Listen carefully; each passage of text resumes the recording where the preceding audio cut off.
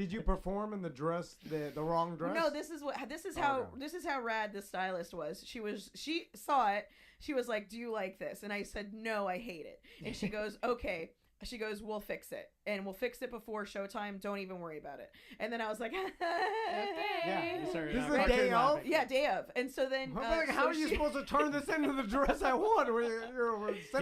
She hired a seamstress. She knew a seamstress in New York City. And so she came to the hotel and she showed me and she was just like, what kind of dress? And she, like, we talked about the kind of dress that I would like. You know, I was like, I want movement if I want to be able to move around. Like, I don't want it to catch on anything.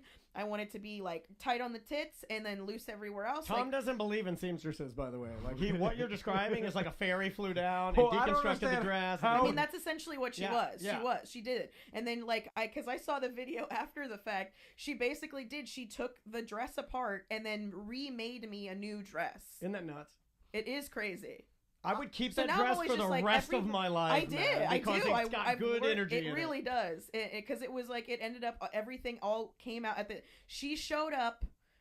They started letting people in at 6 p.m. She showed up at 6:15 with that dress, and I put it on, and it fit me like a glove, and it was rad, and it was perfect, and I was like. Which is also that's unbelievable. That's also a distraction, though. Is ultimate like positivity and happy crying. Yeah, this is too much. There's too many emotions. Yeah, man. yeah, it's a lot.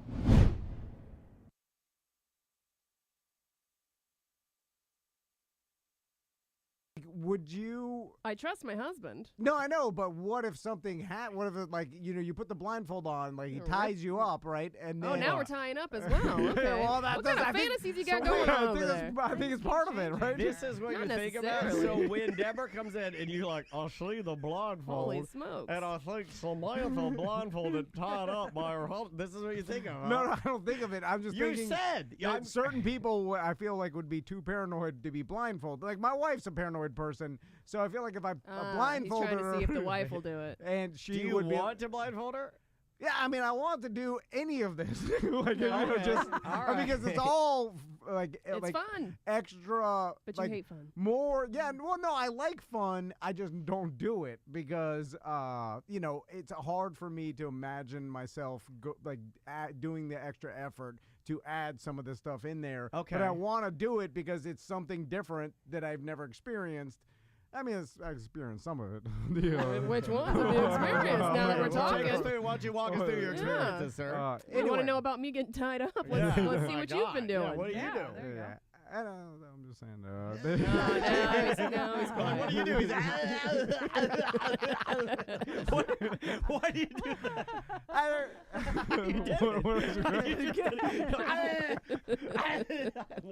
Why are you freaking out? I don't know how to talk about it. I don't know how to talk about it. You really don't like to talk about that stuff, do you? No, I get uncomfortable. Okay. That's fair. That's because fair. I can only talk honestly, and the truth is. We'll set you free.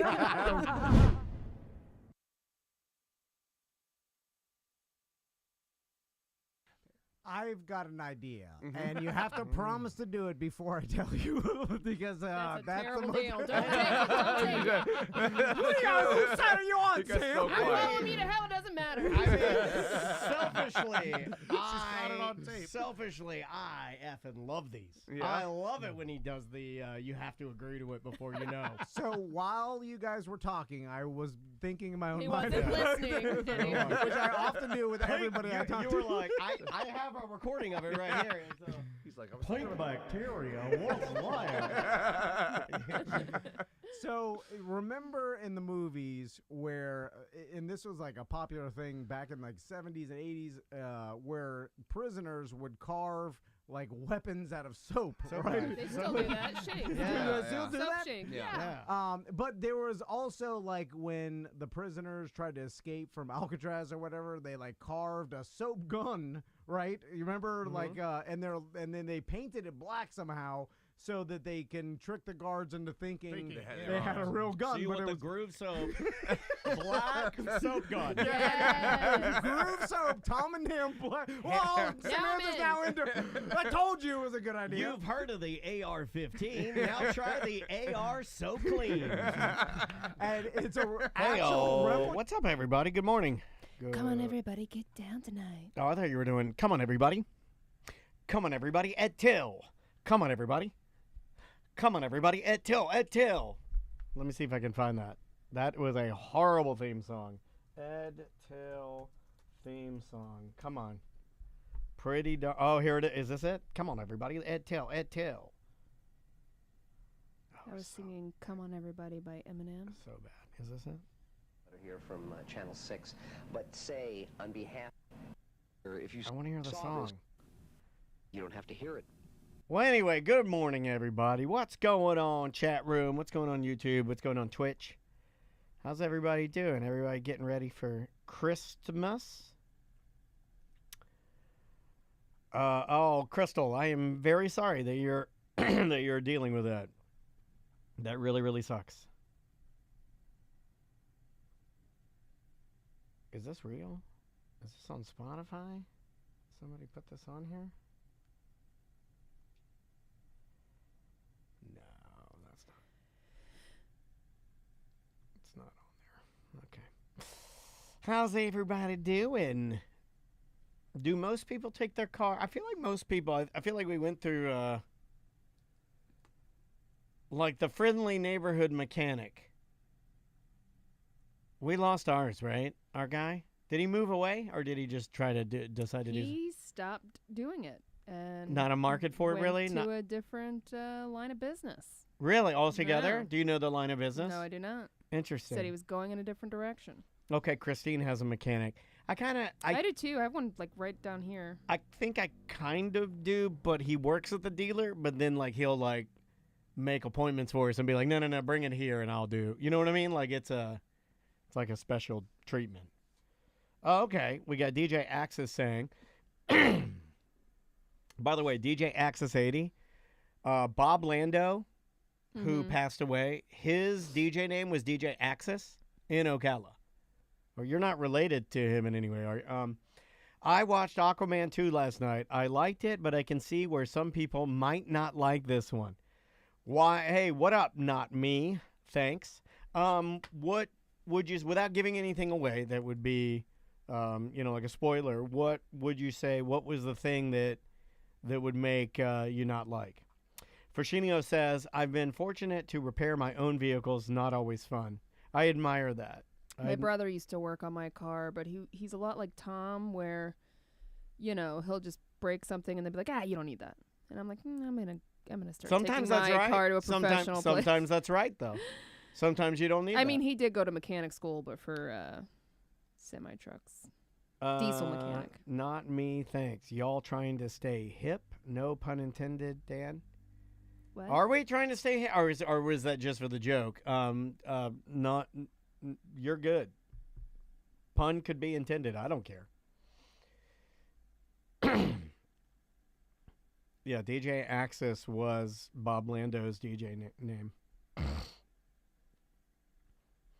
Yeah, I think everybody should have like a mechanic guy, a tailor. Brock says, I walked into a mechanic once and something felt off. Then I noticed all the epic times laying around and got the fuck out of there. What's epic times? What is that? I don't know. Is that a bad publication or something? Far-right international multilanguage newspaper and media company. Oh, gotcha. All right. So it's like something that outwardly expressed his ideologies. Did he ask you if you liked house music? Yeah, you got to have a tailor. Christine knows. Christine, I thought you did most of that yourself. Oh, and I was watching it with subtitles on. Did Christine give Derek a helmet? Yes. That's dope. What's up, guys? Yeah, I'm just talking Miami to Twitch Dolphins and YouTube. helmet. What's going on? Come on in, y'all. Good to see you. I'll help you set up. That's funny, Brock. Happy holidays. Good to see Oh, you. let me edit who our guests are. Hello, welcome. I like the signage. Also have my cup. It's my favorite. Okay, all right. Awesome. Yeah, I don't even have one of those. People, who was it? Somebody in one meeting just sat down, an external somebody, and they just said, "That's a pretty sweet flex you got there." That cup. Yeah, it's got a lot of. Yeah, I don't even have one of those, but I like the color red on it. It looks good. Yes. And sorry about all the lights and everything, but you guys know the drill. I'm just making you look pretty without you having to like notice that I'm making you look pretty. Yeah, oh come on, stop that. Stop that. It sounds like me though. Like I like have the worst self-talk. I'm trying to change that a little bit, you know?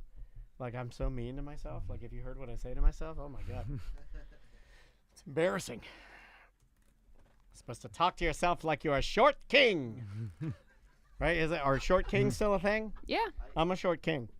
There's a long historical legacy of short. Yeah. Oh yeah, we're gonna talk about that. Let me put your mics on. What Okay, are that's these you. amazing glasses you have? Yep. Oh, our yeah. craft beer enthusiast How group far back- actually how made comfortable am I those. It's supposed a to be? deep couch and it's horrible. So whatever's comfortable with you. If you want these, great. If you don't, no Well, problem. I also just have so many phones in my pockets. So Well, that's all right. We like drug dealers here too. That's what my dad would have thought. Multiple people with multiple phones. Yeah, coke dealer. Yeah, drug dealers. All right, Yeah. My dad thought anybody with more than one cell phone was a drug dealer. Yep. Even professional probably- people. He hated the cell phone, Probably a safe bet. but he had a bag phone. This is the warm up. Did you guys remember the freestanding cell phone that had to be drilled into the car and mounted? Wow. Like on the Yeah, side, yeah. Like you'd be They in were the. giant though, right? He had a Nissan Maxima gray. It had the hologram on the window, on the windshield. It was very fancy. And then he took it up to like the CB place, and it was like no more CBs. This is where Dad was going high tech. He got little antenna stick on the back Yeah. that had the swirly do. He had that, and they'd run it through the headliner. You know, not very well. You could still see a lot of the wires, and they'd run it down and they'd drill it. The bag phone was drilled into the bottom of like the floorboard, Yeah. mounted to the side, and it was on a receiver like the president. Yeah. So, and it was like lodged on there, like made to stay in there in case you got into an accident. It didn't fly out and like kill your wife, I think. So it was like in the thing, and so when you'd answer it, you'd have to go like, and then you'd like, hello, you know. And it had a cord. It had a cord that if you dropped it, it would just stay corded to it. Yeah, he Oh had my one of gosh. those. So if you get in an accident, you can just like pull it back into the car. I guess, but then the other thing about this too was that my dad had it because it was a flex because he paid for the plan and then he was like, never use. It's just for emergencies. It's like if we break down, it's like if we run out of gas. It's like Yeah, you're not just casually calling right. somebody. We yeah. never used it. It was just something he purchased and had. I don't even know if they did plans or if they. I think you just did minutes. You bought minutes and they gave you like 100 minutes for like a lot of money. It's like $300 or something very expensive. And then it was like, those are your minutes. Don't run out of them. Wow. Anyway, you there's probably my- just still have minutes out there somewhere. you could Probably, you're use. right. You're right. These guys have one of those websites. I go to. Does your dad still have old analog cell phone minutes? And you put in your name. And I was like, he's got 36 more minutes left. Was it a satellite controlled phone? It was a regular. No, it wasn't a satellite phone. It was a cellular phone. But it was Okay, when the only way you cellular, could have them yeah. is like in a car mounted, Giant, or in a bag. It probably works similar to the CB, I would think, with the antenna and all that. Possibly, yeah. Well, I mean, like this was the little think- black. I think it was the stick beginning on. of a It was the cellular, beginning of yeah. cellular technology, and it was really good. So they must Like- have had like a couple towers up, but you needed some giant receiver to pick them up because there Yeah. wasn't that many. You know, it was like the more towers, There the we go. smaller the receiver, or something like that. Because I remember the old Zach Morris Yeah. Saved by Yeah, the the- Bell. My the uncle big had gray. one, Yeah. the big gray one, Yeah. Brick. and you know. So I'm sure Oh my that has to do goodness. with the. How do I get that? What the Yeah. heck? Okay. Sam put it in the chat room, and then we'll get rolling. It says cables would connect with the telephone headset under your dash. There was a 15-inch antenna on the roof of your car. To make a call, you had to pick up the handset, and the mobile operator would ask you what number you wanted to call. Yeah, that's 100% what you would do. So it'd go back to an operator Yeah. who, and then so it'd have to go through some sort of hub because I was like, back then there must. And the audio quality was as good as we're talking right now. Like it Yeah. was. I remember that the audio quality was like super duper good. And then when I got my first like Nokia, you know, with the antenna that lit up, and then I put a faceplate on it that looked like money. You know, we all did those things. And then like that one, I noticed that the quality got a little bit worse. You know what I mean? Like the audio quality got a little bit worse until what we have now, which is basically unhearable. Like I don't know if you use your cell phone for a phone. It is terrible. When's the last time you were like, this is great. This sounds so good. Yeah. It's always, we're drop calls. We have celebrities calling us. Any phone call we do in the studio is terrible. So anyway, there's my rant of the day. All right, Mr. Van, would you like to Yep. Let's do it. start us off here? And thanks again for coming in, guys. We appreciate it. Of course, thanks for having us. I know for this having week us. is weirdo because of holidays and Yeah. whatnot. We but- actually Pam- planned our entire week around this. Did you really? Pam's heading out to Iowa right after this. Oh, Oh, no really? way. I stayed just for this. Oh, well, we appreciate that. All right, Mr. Van, here we go. Okay. 3, 2. Welcome to A Corporate Time with Tom and Dan. I'm Tom. I am Dan. Samantha, our producer's here. Hello, Sam. Hello. That's a heck of a sweatshirt you got Yeah, going on thank today, you. man. That is nice. Sometimes you got to steal it from your husband. Yeah, you do know? you, like, does Crystal steal your clothing at all? Like, occasionally? She wears my shirts at night. Like, you know, but other than that, I do none like of my that. clothes are I do like, maybe I'm a desirable. traditionalist and maybe I'm a dumb old man, but you put, like, my wife in one of my shirts, game on, all day long. I don't know why I like it. All my other clothes are outdated Yeah. and horrible. And sun faded. Yeah. So Outdated is sun. That's the name of the show. Okay. Outdated and sun faded. Write that down. from the Orange County Regional History Center, we've got Pam and Scottie here. How you guys doing? Hello. Hey, everybody. Happy holidays, guys. Same to you. Good to see you. So let's talk about the History Center because you've done some renovations on the 4th floor and like the natural history exhibit. So let's talk about those first. What kind of let's talk about that huge interactive screen you have there. Yeah. Yeah. So, well, we're a museum that's constantly evolving, and we've had some core experiences that have been around maybe a little bit long. You know, we Gotcha. like history, but we don't want to become history in Yeah, the same way, yeah. right? So, Look at this screen from 2003. it's like typewriters. Like as technology advances, yeah. it's like we have 7,000 typewriters in the collection because people are like, we're going to need to show children what it used to be like. I do like that though. It's like you are now in history. Yeah. We're living history. Yeah, so we are that 4 South. We call it 4 South, but it's called the exhibit's called Discovering a Paradise, and we've put several new interactive spaces in there that cover different topics. And we've been working for a long time to produce these, and it's really just meant to kind of we learn history, but to make it a lot more interactive and exciting and fun for all different types of learners. Dig it. With Florida's natural history, what do you find that people are most surprised about? Even if you go like with the local Native Americans, I don't think people that they associate like Miccosukee, because that's what we know, but we don't really know that. No, I was actually researching a little bit of that this morning. Like what? And this is a silly question, but I don't know the answer. Like what Native American person would have been standing where I'm at right now? Right? What tribe? What? I don't think in school we learn a lot about local Florida specific history. It's But very I think broad. we should. I think we should because it's pretty darn interesting, right? Like, do you guys know what tribes would have been here? It I bet depends on Pam the time. knows. I like I that. could make something up. I like that. Scotty's Don't- gonna please defer. Please don't, because I'll have to go along with it. And I'll make it real bad. No, I mean, it depends on what time period you're talking about, right? And I think that's the thing is so like all of the school groups come to us in 4th grade. That's when you get like Florida local history. And it's like, maybe you should learn it for more grades than just your 4th grade field trip. But, Sure. People are more familiar with the Seminole because they're still a living and thriving tribal nation in terms of, people have heard of them and Yeah. et cetera.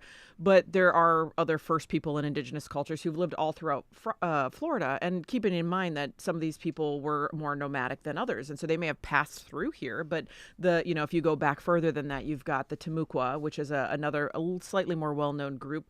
But even going further back than that, the people of the Windover Bog, they don't have a formal name, but people don't know that there's these ancient burial spaces in Central Florida. They've never heard of it. And it's just fascinating stories. And some of the best archaeological situations and finds in North America are right here. You said the people of the Wendover Bog. Yeah. That just is screaming to be made into a documentary, isn't it? Or is it already out there like that? Right? I don't think there is a documentary about it, but there's lots of books and information and stuff on our blog about it. But it's a really interesting story. It may be a good trivia team name.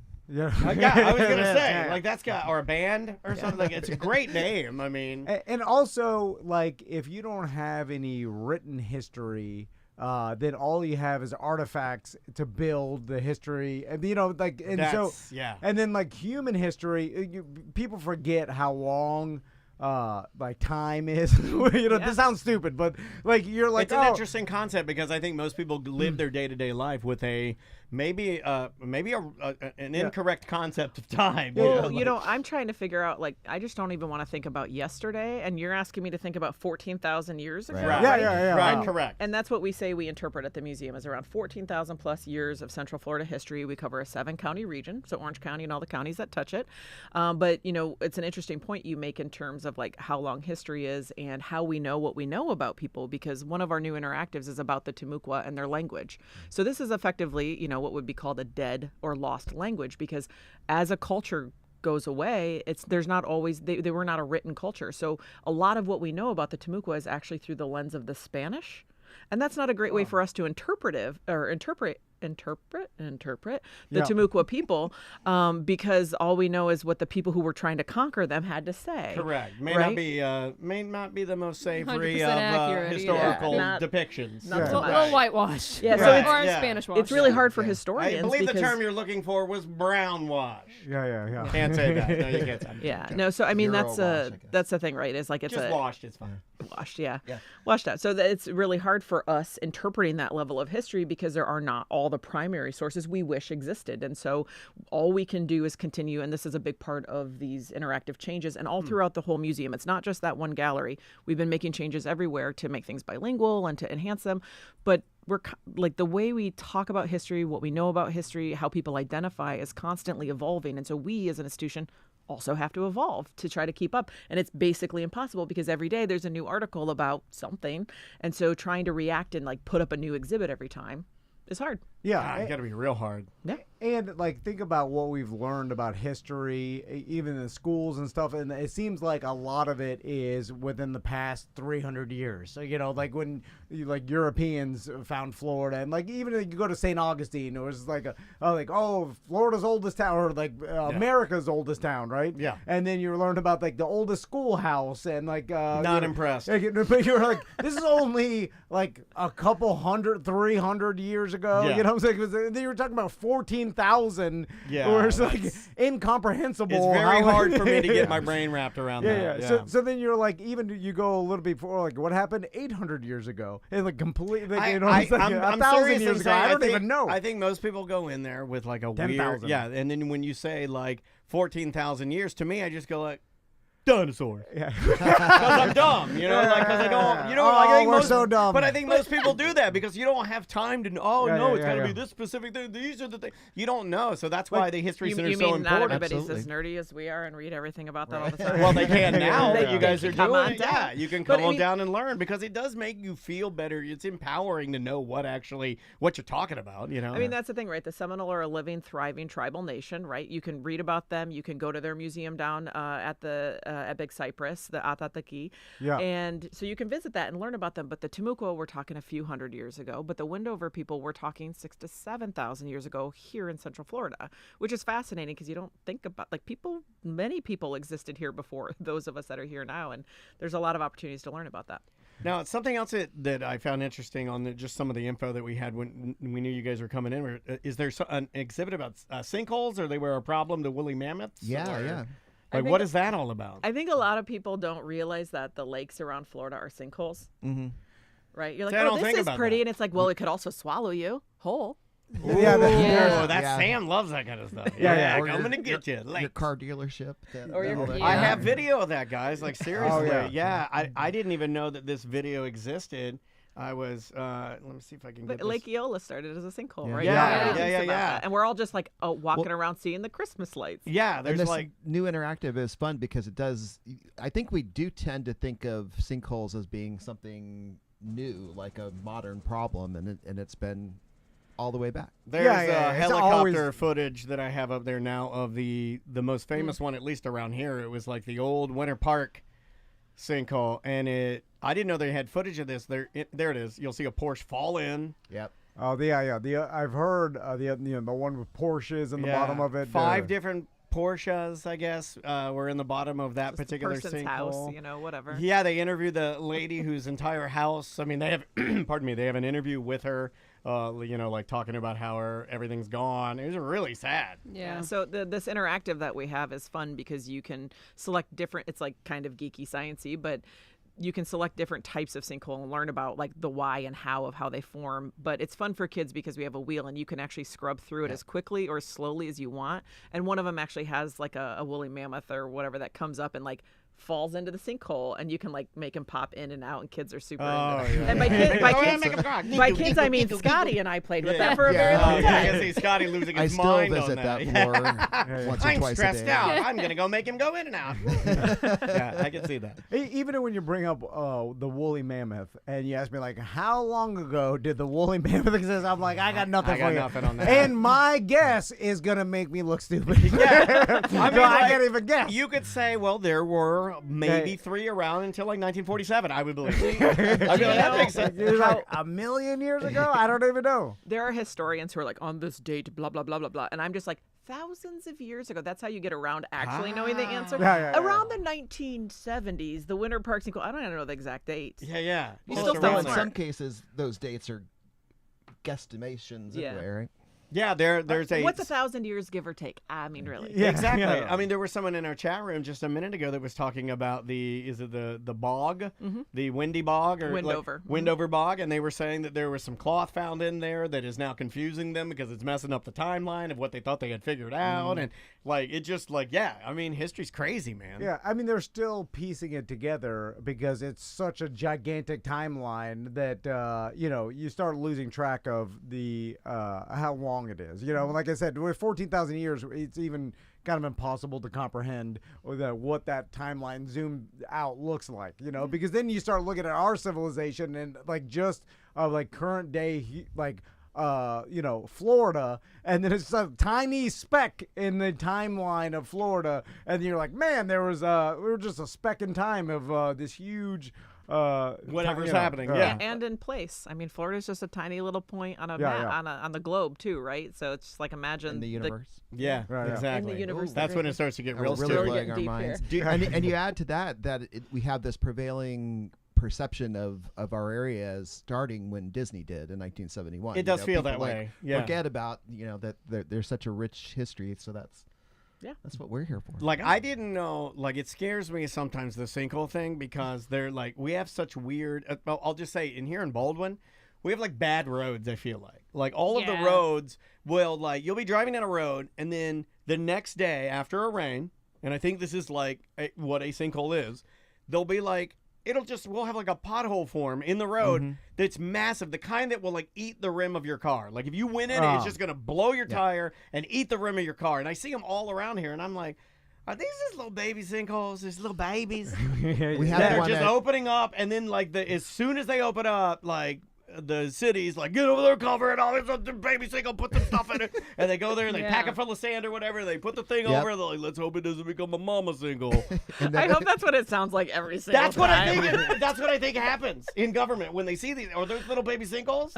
They just had one in Horizon West that messed up a road, and there's not been a lot about it, but you can find information on the internet about it. But then I'm also one of these weirdos where if I hear about a mansion that like just the corner of it got eaten by a sinkhole, I'm like, I think I could live in there. Like, I do. Like, I go both ways on sinkholes. Like, real affordable all of a sudden. Yeah, there's a part of me that they won't let you. That's the problem. And I feel like we're American. It's lakeside. They don't take that away from me. Don't take...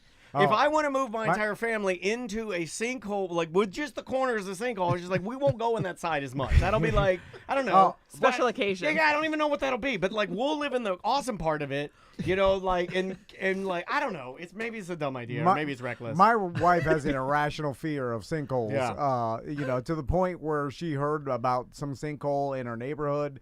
There's one right off of Lee Road. I remember I used to live back behind on Lee Road here in Orlando. I used to live behind the VW dealership back there. And it used to be the David Moss, and now I don't know what it is now. But then there was like a house, and then the sinkhole opened up behind it, and you would never know from the front. Like, you look at it, and maybe if you looked at like the roof, there's like one crack in the house where it's like not even, but like the sinkhole's behind it.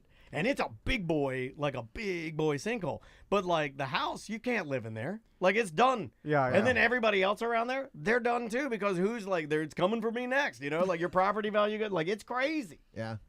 What would you say, Pam, that you most want to convey to visitors of the History Center about like Florida's natural history? Is it or what do you think that people are most fascinated by?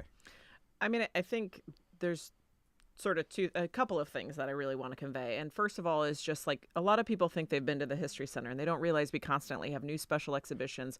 We've put in these new interactives, but we also are constantly working on changing other parts of our gallery. We've added new interpretation in several places.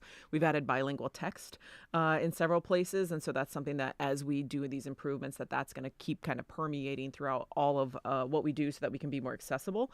But in terms of, the new interactives, I think it's just that you can learn about history in a lot of ways. People are like, I don't like history. History's boring because of how your high school teacher taught it, right? Whether that was 5 years ago or 50 years ago. Yeah, It doesn't have to be boring. It can be cool as heck. And so what we've tried to do is create these interactives that are providing a different experience. And like the one I haven't really talked about yet is a series of 10 sort of mini custom animations that were made that cover actually 300 years of conquest, right? Of people trying to conquer this land, take over others, fighting and battling it out. And actually like a lot of people hating it here. It's like, oh, there were so many mosquitoes, right? So it's like, I have to go claim this thing, but I don't even really want it, but here we are. And these animations really bring the stories to life. And it's hard. It's hard to talk about 300 years of history in one tiny little space, but we've tried to do it in such a way that makes it a lot more fun and interesting and appealing. So recognizing that history is about storytelling, it's not about facts and dates. I mean, that's important too.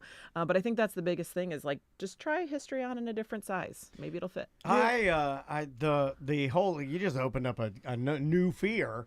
Can you imagine fresh Florida? How many mosquitoes? Fresh Florida before any damage. All swampland. Before any damage has been done to the environment, when those things were full strength, big boys. If you go back and look at like postcards or like letters from like the 1500s, the 1600s, 1700s, 1800s, everyone is like, why are we in this hellish swamp? Like, what are we doing here? The mosquitoes, the bugs, everything was just like awful and sweaty and terrible. And you see that through all of this. Hard. Well, I mean, there's that's awesome. There's a huge boom in Florida with the invention of AC. Mm-hmm. Like people used to not live in Florida. Like, why the hell? When it's too hot, And now so with everybody here. And then like also think about like ancient humans. I imagine you start. Because in the winter, like we all know, it's like the whole thing of you have to prepare for the winter and get through the winter because there's no food or supplies, and you have to live through this. So if you ran out of supplies, you died. So like I'm sure people started heading south. They're like, we're less harsh winters, right? But then they south. They get to a point where you get to Florida where there's no winter. There's always food it's year tropical round. crazy here, but then it's so hot that it's hard to live. Really. So and then so like I imagine like they didn't probably get too far south. You start stay up near like the Panhandle. You would and stuff, imagine, like, where it's like it's cooler. I mean, some of these nomadic tribes, right? If you go back in time, are just the original snowbirds, right? They're just looking for the better situation. So they're picking up and they're like, oh, we're getting out of here. Snow's awful. I need some food, and so they go south and then they go back, right? I would love to think of a tribe that came here and was like, too many mosquitoes. We're moving on.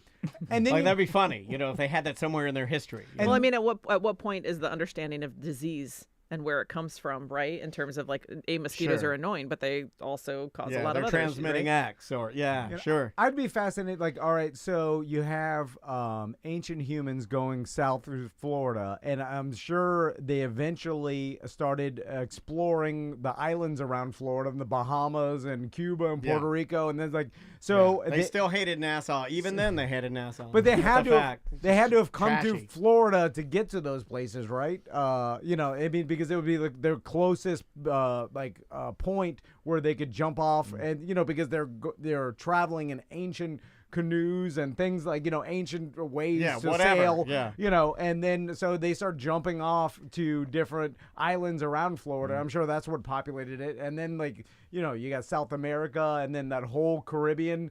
It's like where did the humans start populating these islands first? Because they could have. I don't know. Do you know anything about we have to look that up. That's interesting. That's interesting to think. It gets whereas like a lot of the history of that is unknown.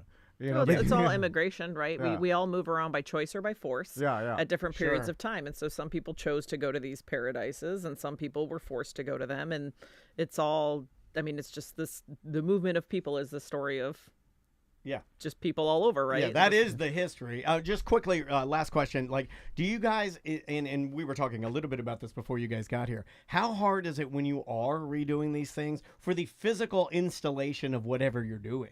Like, do you have a team of people that you have to work with, or are you doing a lot of that yourselves? Are you like having to like come up with it on the fly? Are you outsourcing Or is there a company it? that Are people bidding to specializes do in it? Or like, because it seems like a lot of the stuff that you're trying to pull off is pretty complex. So It really just depends. You know, most of our special exhibitions, like our figurehead exhibit we have right now, we designed, fabricate, install oh my basically God, all in house. The man hours on that. Yeah, Good Lord. and a lot of like care, right? Like somebody has Sure. to cut each one of those panels and install each of those frames. And they're one of a kind pieces. Yeah. Things And are being so- framed that if you destroy them, you've destroyed the exhibit. Yeah, and I mean, so there's a lot of different people who go into that. We've got, you know, collections managers who do artifact handling, and we've got designers, Yeah, and we've that's got what I painters, and wanted. we've Yeah, got so you got all a of that. whole like you. Yeah, but for Man. these exhibits, because there's like a deeper fabrication and because of our expedited timeline, you know, we might go like cut something out of the wall. I took a saw out of the boat that's up there. You know, we just do what we got to do. But Yeah. we did have a fabrication company this time, and then the bigger thing is actually the tech, right?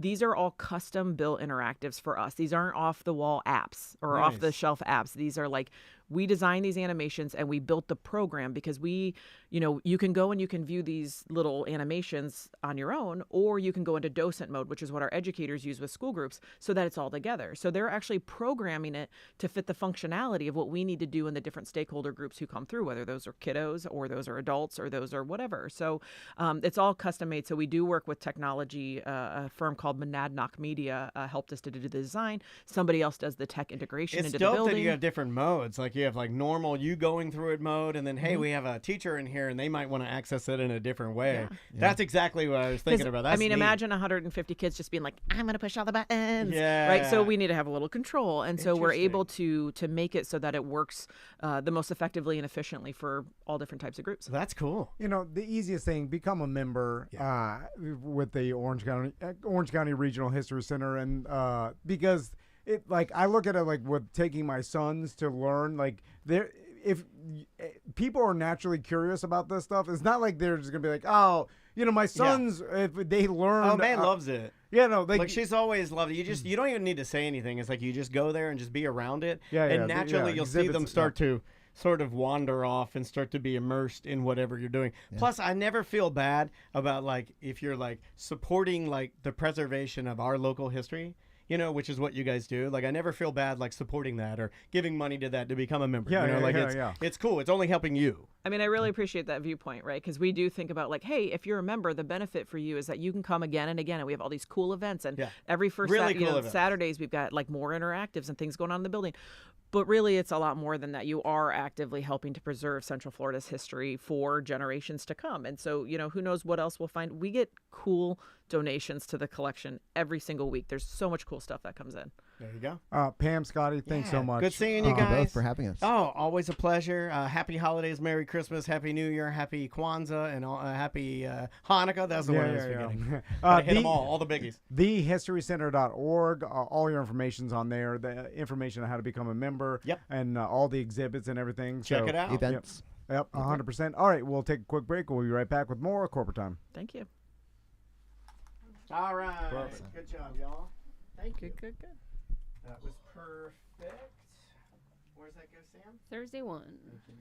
Awesome. Thanks for coming in, y'all. Thanks for having us. Yeah, thanks for taking the time. I know you literally leaving from Off the to airport? vacation. I'm gonna go home, grab some pants, and All right. Pants are good. Good luck. Well, and I hail from Iowa, so I will need more layers. Oh, yeah. Well, thank you so much. Thank Merry you. Christmas. Good to Happy see you. holidays. My man, Thanks for up all your high. support. Yeah, no problem. see you. Good to see you, too. Yeah, good luck with the flying in the airport. I imagine starting to... Enjoy your Yeah, holidays. yeah. Good traveling for everybody traveling. I wish you luck and easy landings. Well, guys, we'll see you soon. See y'all. All right, I got that.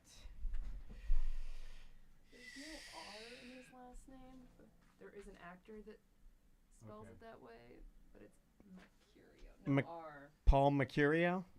Mecurio. But we can double check, but that should be it. But it definitely does not have an R after the M-E. And he is a Zoom. Mecurio. Mecurio. Paul Mecurio? Not Mecurio. We'll ask. Mecurio. Mecurio. Haven't heard Mecurio or anyone say Mecurio? it. Mecurio. Mecurio. Mecurio. Mecurio. Whoa. She don't even know my name. So So we got 17 minutes for him. Mecurio. Or less if we want. Whoa. We'll just come back. If it goes long, we'll just put it for Friday too. Okay. And then she's all I could sail away. Uh-oh. I got Zoom problems. No. I know, right? May have to do a call. No, it worked. I think he will be on the set of the Stephen Colbert show. Okay. Live from the set of the Stephen Colbert show. That was Thursday 1, right? Yep. The Late Show with Stephen Colbert.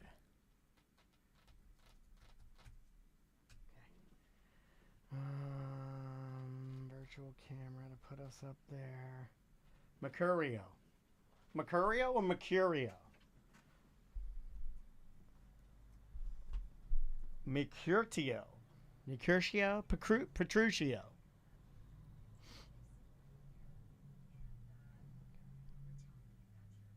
What's that?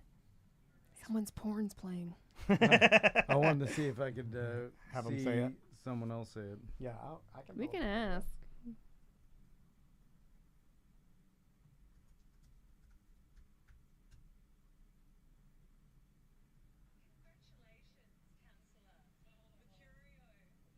Mecurio. Mecurio. Mecurio. It's Mecurio.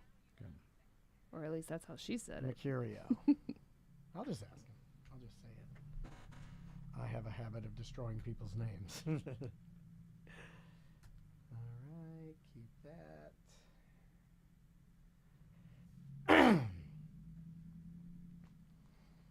that. Chat room already knows who he is.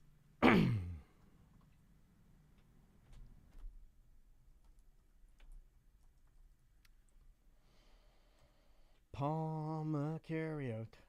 Uh-oh, we got an active, we had an active earthquake.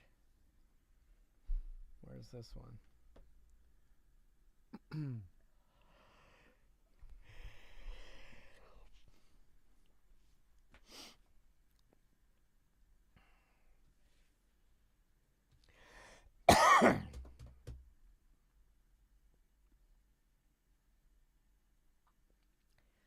Paul Mecurio. Mecurio? Mecurio. Mecurio. He will be at the Dr. Phillips Center.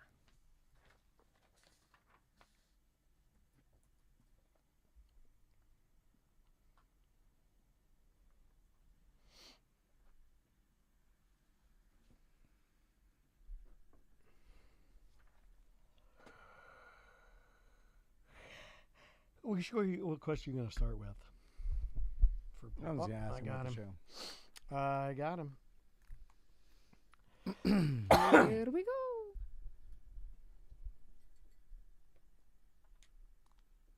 All right. Should be connecting. I don't know. Come on, Mecurio. There he is. There he is. Hey, man. What's up? How are you? Good. It's very good to see you. And because we none of our names are cool, they're all like super boring. It's Mecurio, right? Yeah. Okay. That's okay. Just wanted to make sure. We make a lot of. In fact, we have a category in our end of the year awards where we just make mistakes with people's names. Keep people's names wrong, yeah. It's so bad. All right. Well, it's funny because I had to change the spelling of my name because it's Australian. I saw asshole. that. I saw that too, yeah. That's why we're asking. Interesting. All right, Tom, would you like to start? Yep. Here we go. In 3, 2. Welcome back to A Corporate Time. This is really, really cool. And dare I say, secretly, I think one of the most famous people we've ever talked to on this show, right? Yeah. I mean, like, let me give you his bio here. I mean, Emmy and Peabody Award winning. Most of you don't know what a Peabody is. The Daily Show, The Colbert Report, HBO, Comedy Central. He's had Paul McCartney on his podcast, and he's joining us now live via Zoom. And you can see him at the best facility in our town of Orlando, Florida, and you picked the right venue, man. It's the Phillips Center. It's the Dr. Phillips Center for the Performing Arts. Friday, December 29th. It is Paul Mecurio. How you doing, man?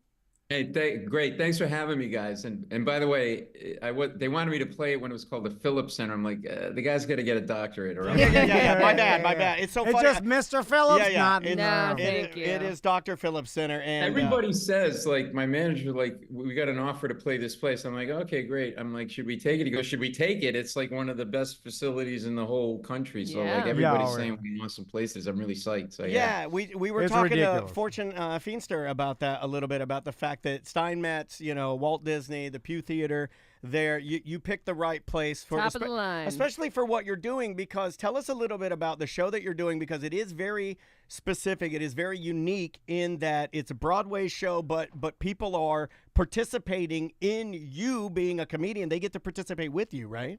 Yeah, it's really cool. So it was, when I started doing stand-up, like most stand-ups, you go up there, you're nervous as, all hell, you get out and you're like, and you're doing your jokes. And then it just was, over time, it was weird to me to like not talk to the audience. So initially it was like crowd work, just basic stuff. But then I noticed, like, as you talk more and more, like the stories you get from people were crazy, like cool, funny, like insane. And then some Broadway producers saw me doing this in New York, actually at the Late Show. And they were like, were those people plants?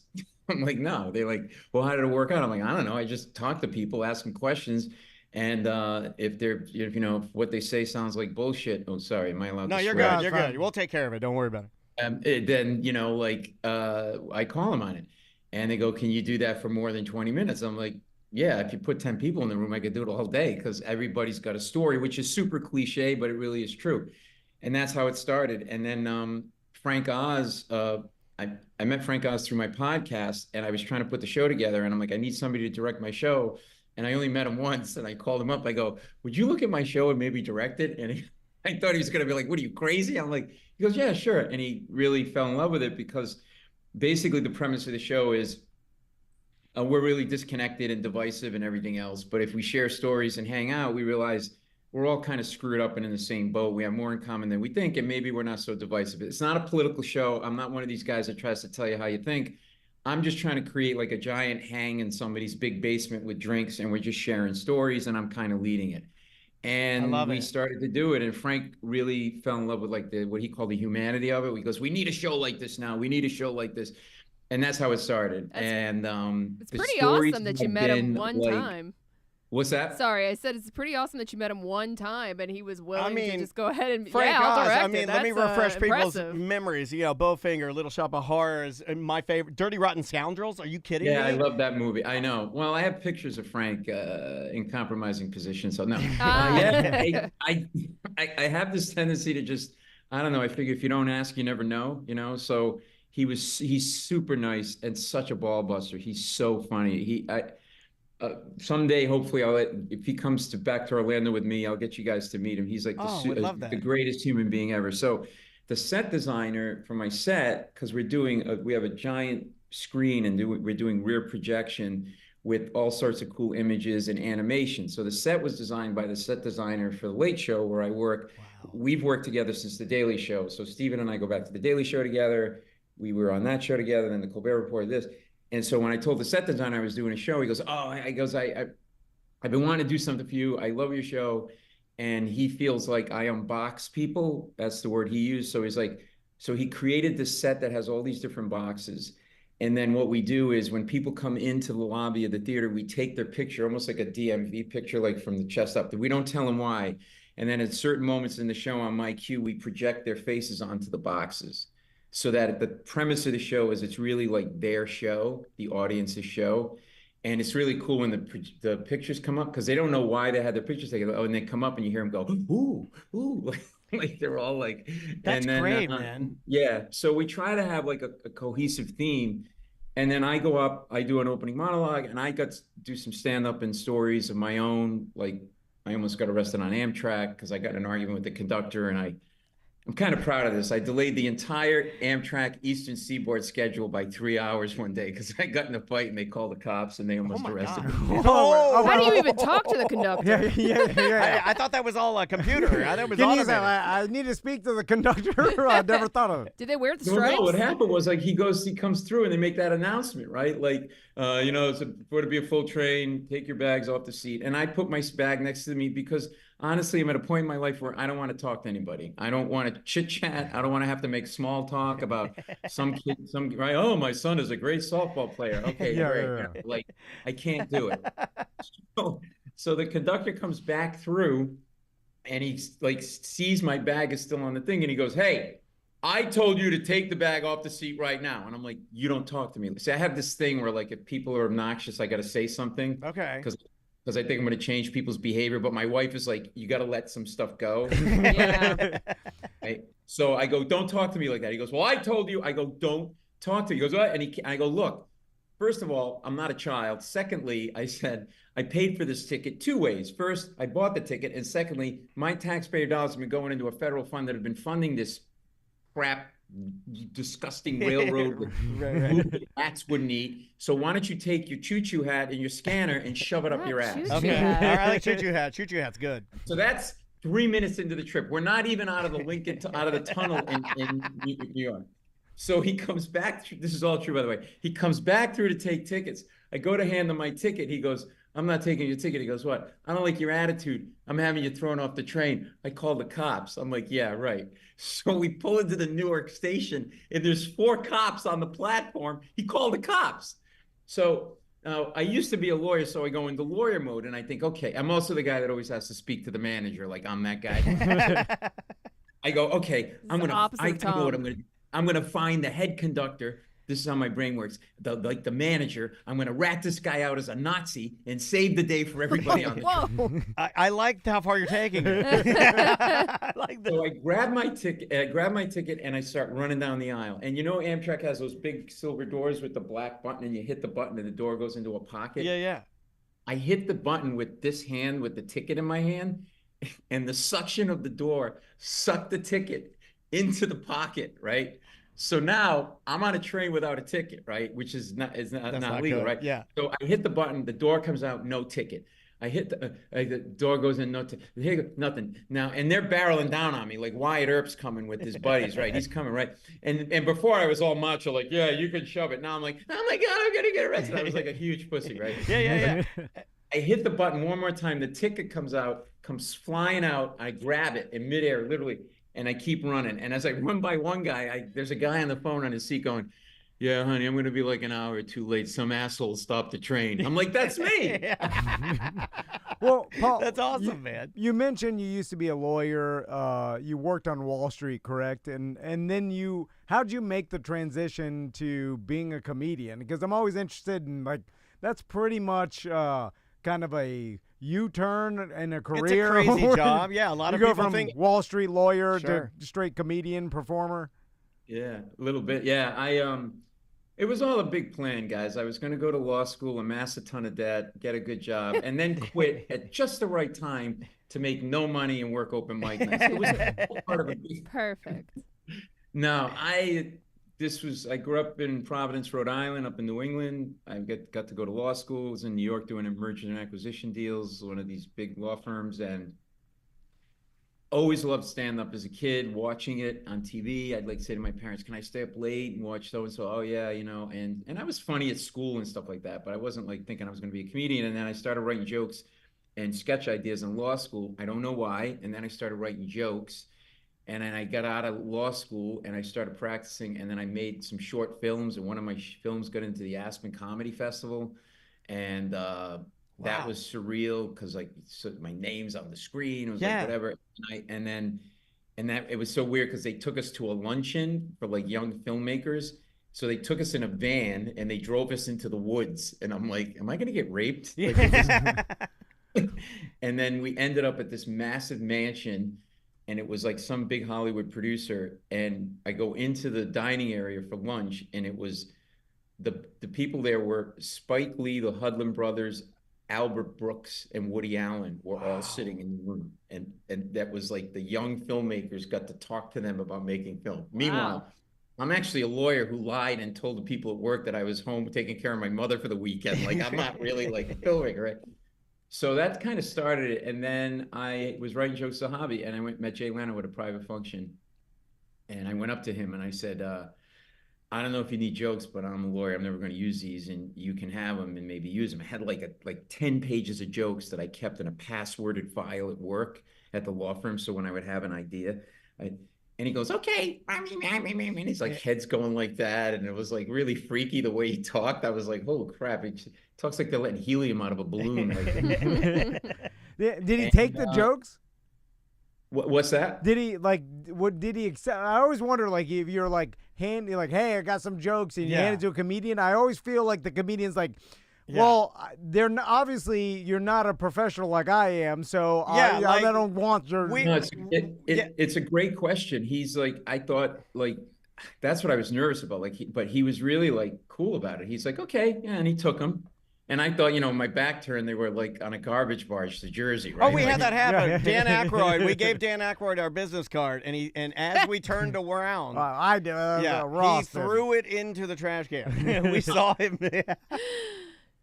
So a couple of days later, my phone rings, and this is the voice on the other end. It's like, it's Jay Leno. Is Paul there? And I'm like, there's no way Jay Leno's calling me, right? Yeah. There's no way. So I was in the middle of like this, doing this deal. Been working all night. My buddy Dave likes to pull pranks. I told him I met Jay Leno, and I thought it was him pulling a prank. And I go, yeah, really funny, Dave. He goes, no, really, it's Jay Leno. And I go, yeah, stop. He goes, no, it's Jay. I go, look, Dave, I don't have time for this. I'm really busy. I'm in the middle. He goes, no, it's Jay Leno. And then I got so fed up. I went, look, well, if you're Jay Leno, you do a lousy Jay Leno. I actually said to Jay.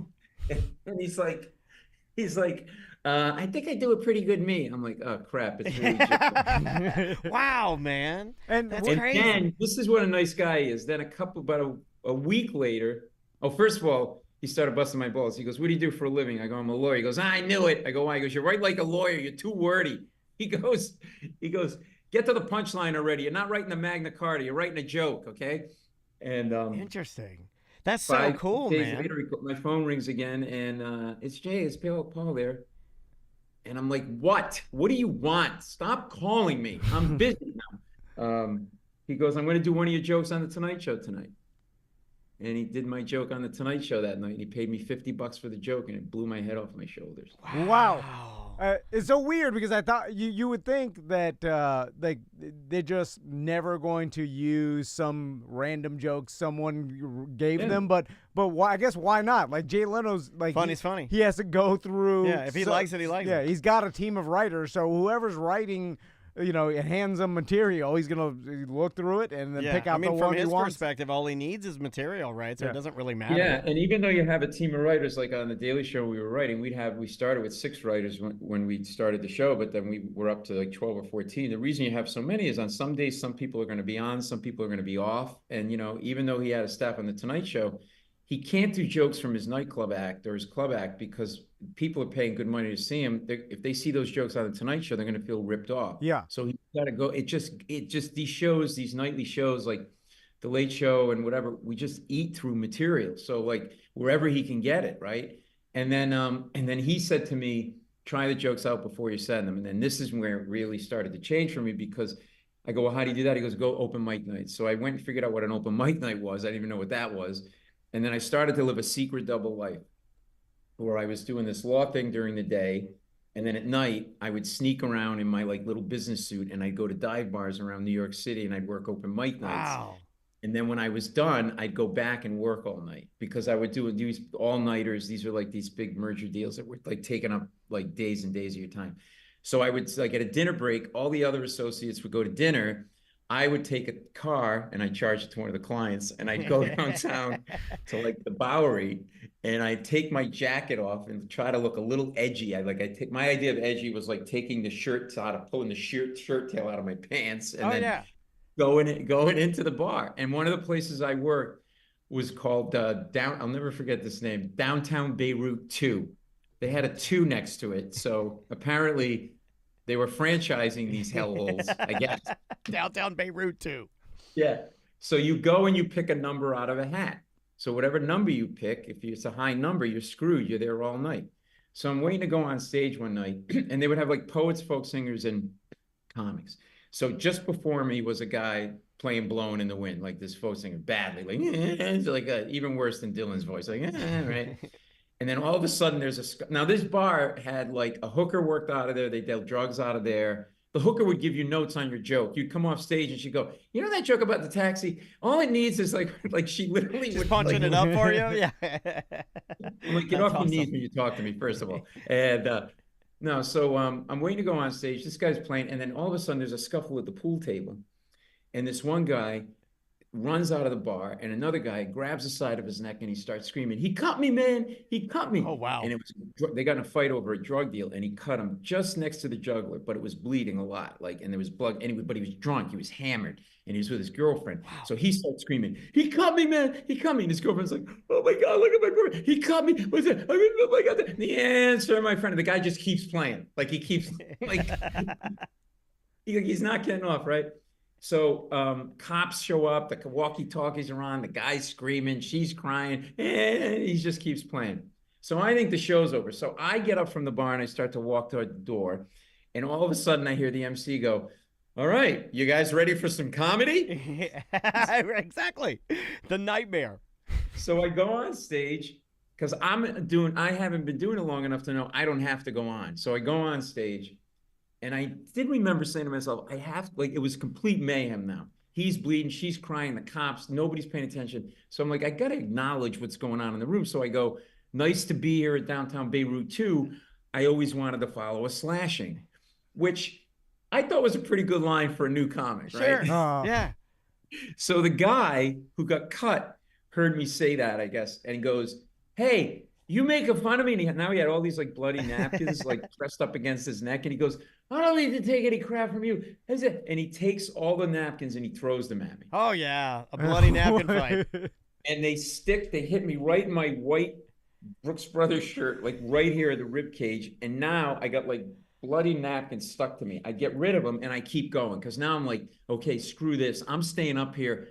I'm going to stay up here long enough so this guy passes out and dies from blood loss. Okay, right? This is how I'm pissed. Yeah. So I keep going. No one's paying attention. He turns back to me with the napkin still against his neck and he goes, "Hey, what are you doing anyway?" I go, "I'm trying to tell jokes." He goes, "All right, nobody's listening. Hold on a second." He turns back to the bar and he goes, "Hey, everybody, shut the hell up. This guy's trying to tell jokes." And the whole place shuts up.